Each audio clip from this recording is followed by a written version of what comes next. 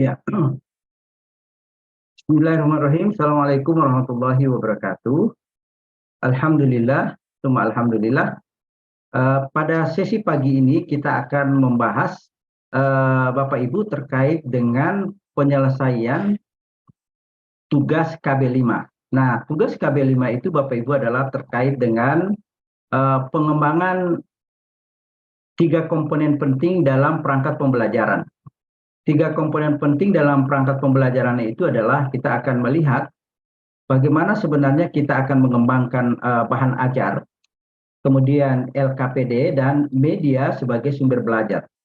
Jadi Bapak Ibu setelah menyusun alur tujuan pembelajaran, nanti akan dipilih mana salah satu tujuan pembelajaran berdasarkan alur yang ada yang akan Bapak Ibu pilih.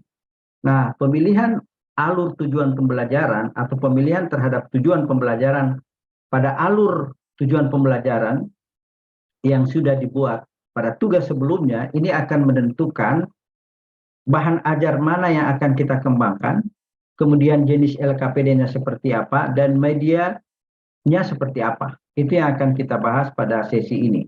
Ya.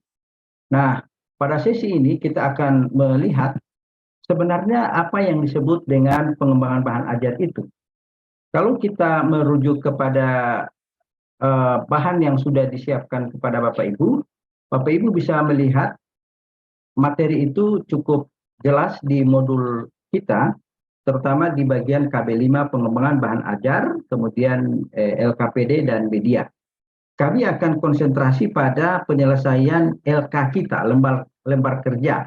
Nah, kita mulai dari lembar kerja untuk lembar kerja bagian A, LK5A. Nah, di LK5A ini Bapak Ibu, kemampuan yang nanti akan dilihat kepada Bapak Ibu adalah bagaimana kita bisa mengembangkan bahan ajar yang baik, yang sesuai dengan konteks generasi kekinian. Ini yang kita sangat harapkan. Karena judulnya adalah pengembangan bahan ajar, jadi pengembangan bahan ajar itu diarahkan pada pengembangan karakteristik peserta didik tentunya yang bermuatan pada merdeka belajar ya. Oke. Nah, ini bagian yang perlu Bapak Ibu cermati dulu sebelum mengerjakan tugas. Jadi modul kuliah kita itu bisa dibuka di halaman 127 sampai dengan 128 Bapak Ibu KB5. Kemudian ini ada contohnya Bapak Ibu ya.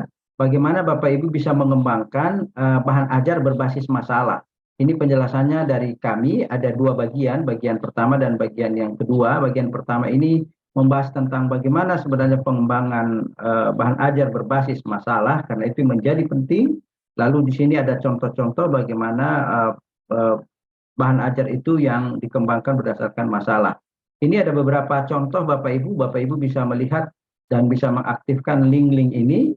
Ini ada beberapa materi ajar, pengembangan materi ajar yang bisa berbasis online maupun offline ya. Ini. Kemudian ini indikator tugas yang diberikan kepada Bapak Ibu, membaca modul, kemudian menyusun dan mempresentasikan pengembangan hasil kerja Bapak Ibu. Nah, level kognitif yang akan dicapai pada tugas ini adalah level kognitif, kalau kita bisa mengenal ada C2, C3, C4, dan C4, kognitif 3, 4, dan 5. Nah, ini instruksinya Bapak Ibu ya, silakan Bapak Ibu membaca instruksi ini, lalu di bawahnya itu ada contohnya. Jadi pengembangan bahan ajar, memang Bapak Ibu hanya mengirimkan form ini, tapi pekerjaan yang besar itu adalah menyiapkan bahan ajarnya lalu mengupload ke sistem publikasi atau buku online, lalu linknya itu Bapak Ibu cantumkan di link bahan ajar. Kalau mengisi ini kan bagian yang bisa segera Bapak Ibu selesaikan, tapi mengerjakan bahan ajar lalu kemudian dikirim secara online lalu mengirimkan linknya ini yang menjadi pekerjaan yang agak butuh waktu yang cukup lama. Jadi Bapak Ibu di sini form Bapak Ibu kirimkan, isi tujuan pembelajarannya apa, judul bahan ajarnya apa. Sekali lagi judul bahan ajarnya bukan ruang lingkup ya, bukan ya, tapi judul bahan ajarnya. Misalnya permasalahan yang Bapak Ibu dapati itu ternyata peserta didik kita kurang memahami strategi dakwah Rasulullah di Mekah. Maka judul bahan ajar yang Bapak Ibu bisa kembangkan bisa saja menjadi misalnya menyibak tabir strategi dakwah Rasulullah di Mekah. Jadi sekali lagi ini bukan judul ruang lingkup materinya ya, tapi judul bahan ajar yang menjadi fokus pengembangan Bapak Ibu. Nah, jenis bahan ajar yang Bapak Ibu kembangkan itu apakah modul, apakah flyer, apakah PowerPoint, dan sebagainya. Di materi kami di video itu akan dijelaskan jenis-jenis bahan ajar. Silakan Bapak Ibu memilih salah satunya. Kalau memilih modul silakan, flyer silakan, flowchart silakan, banyak di sana dijelaskan jenis-jenis bahan ajar yang bisa Bapak Ibu pilih. Kemudian di kolom ini Bapak Ibu membuatkan ulasan singkat mengapa Bapak Ibu mengembangkan materi ini, apa? Kemudian mengapa Bapak Ibu mengembangkannya, lalu bagaimana cara Ibu mengembangkannya, lalu oleh siapa dan untuk siapa. Dan yang lebih penting ini adalah alamat linknya. Nah, alamat linknya itu kan diperoleh setelah kita membuat bahan ajar, lalu kita buatkan bahan ajar itu dan disajikan secara online menggunakan beberapa aplikasi, misalnya Live Worksheet, misalnya menggunakan book chapter dan sebagainya. Silakan Bapak Ibu menggunakannya. Kemudian cantumkan link di sini. Ini untuk tugas bagian 5LK 5A. Nah, ini juga dijelaskan di sini bagian-bagian yang perlu Bapak Ibu isi di kolom ya. Silakan Bapak Ibu baca dan cermati tugas-tugas ini. Nah, kita ke formatnya. Nah, ini kalau Bapak Ibu memilih format modul, ya, jadi ini bukan modul ajar ya, modul pengembangan bahan ajarnya ya. Jadi kita mengembangkan bahan ajar dalam bentuk modul. Nah, lain lagi dengan modul ajar yang kita kenal sebelumnya RPP, itu lain lagi ya Bapak Ibu ya. Ini adalah modul bahan ajar yang Bapak Ibu kembangkan dalam bentuk modul. Nah, ini komposisinya Bapak Ibu, kalau Bapak Ibu membuat modul. Nah, lalu setelah hasil modul ini dibuat, silakan dikirimkan linknya ke kami setelah diupload di beberapa publikasi secara online. Nah, ini untuk kriteria penilaiannya ya. Ini kriteria penilaiannya Bapak Ibu ketika Bapak Ibu menyusun modul, nanti modul itu kami akan nilai berdasarkan parameter penilaiannya. Nah, kita ke tugas LKB, LK5B. LK5B ini adalah kalau tadi LK5A pengembangan bahan ajar, maka di LK5B ini kita akan membuat LKPD, lembar kerja peserta didik. Yang sebelumnya ini dikenal dengan LKS, lembar kerja siswa. Nah, apa yang Bapak Ibu kerjakan di LK5B ini? Nah, ini mampu menganalisis perangkat pembelajaran menggunakan LKPD. Jadi Bapak Ibu membuat LKPD. Nah, bagaimana Bapak Ibu membuat LKPD? Ini ada beberapa contoh di link ini. Silakan Bapak Ibu kunjungi link ini ya. Link ini silakan diklik Bapak Ibu, di situ ada beberapa referensi bagaimana membuat LKPD. LKPD-nya bisa dilakukan secara offline, misalnya di ruang kelas, tapi materi itu kemudian diupload secara online, misalnya menggunakan fasilitas Live Worksheet, Google Form, atau aplikasi lainnya yang mudah dan tersedia secara gratis. Nah, ini level pengetahuan yang Bapak Ibu akan disiapkan oleh Bapak Ibu untuk tugas ini ya. Nah, ini ada instruksinya Bapak Ibu, silakan Bapak Ibu membacanya dengan cermat. Kemudian ini ada struktur LKPD. Jadi kalau membuat LKPD tidak gitu buat saja, tapi ada contohnya, ada struktur.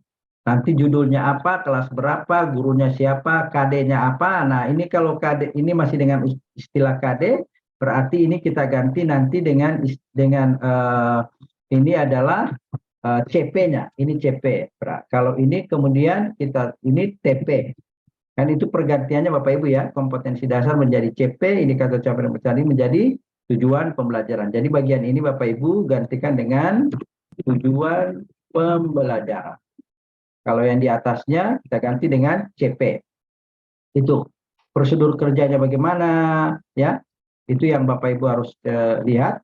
Kemudian tabel, kalau ada tabel grafis silakan. Nah, ini Bapak Ibu contohnya, tapi dalam bentuk form kan.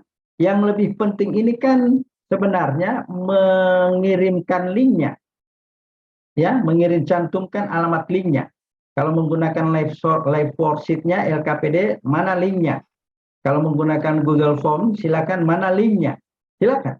Nah, ini CP, kemudian ini TP. Nah, bagaimana mengisi kolom-kolom ini Bapak Ibu? Nah, ini ada keterangan kolom, silakan Bapak Ibu mempelajarinya.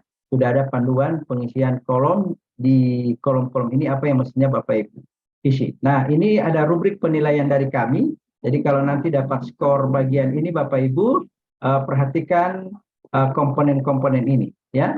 Silakan komponen-komponen ini dipenuhi secara keseluruhan.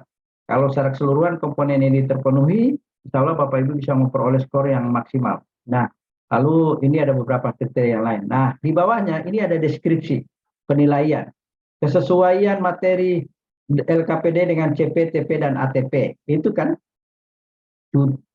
capaian pembelajaran, tujuan pembelajaran, dan alur TP. Nah, ini Bapak Ibu, ininya Bapak Ibu bisa lihat ya kriteria penilaian LKPD. Nah, kriteria yang lain silakan Bapak Ibu lihat deskripsinya. Jadi agar maksimal tugas LKPD Bapak Ibu perhatikan deskripsi penilaian-penilaian ini. Oke, ini untuk LK5B. Nah, kita ke LK5C. Ada 3 bagian penting. Nah, di LK5C ini adalah pembuatan media pembelajaran. Nah, media pembelajaran itu setelah Bapak Ibu mengembangkan bahannya, kemudian membuat LKPD-nya, lalu bagaimana Bapak Ibu mempresentasikannya melalui media. Tapi apakah nanti media itu akan membantu memperjelas materi yang tidak jelas, atau melakukan pengayaan atau remedi kepada anak-anak, silakan. Nah, ini beberapa contoh LKPD, media yang Bapak Ibu bisa lihat ya. Medianya Bapak Ibu bisa lihat beberapa contohnya di sini. Silakan dibuka link-link ini, insya Allah Bapak Ibu bisa memberikan beberapa contoh. Ini ada instruksi penyelesaian tugas. Kemudian ini ada form yang akan Bapak Ibu isi. Sekali lagi, mengisi form ini mudah. Tapi yang menjadi problem itu adalah mengirimkan linknya, di mana linknya itu berisi tentang medianya, jenis medianya yang Bapak Ibu pilih, apakah dalam bentuk video, apakah dalam bentuk infografis. Silakan Bapak Ibu yang bisa memilih keduanya. Kemudian ini ada kriteria penilaiannya juga ada di bawah. Jadi ketika Bapak Ibu membuat media belajar dalam bentuk video, dalam bentuk infografis, ini juga ada kriteria penilaian kami. Nah, kriteria penilaian ini kalau Bapak Ibu penuhi, insya Allah skornya bisa maksimal.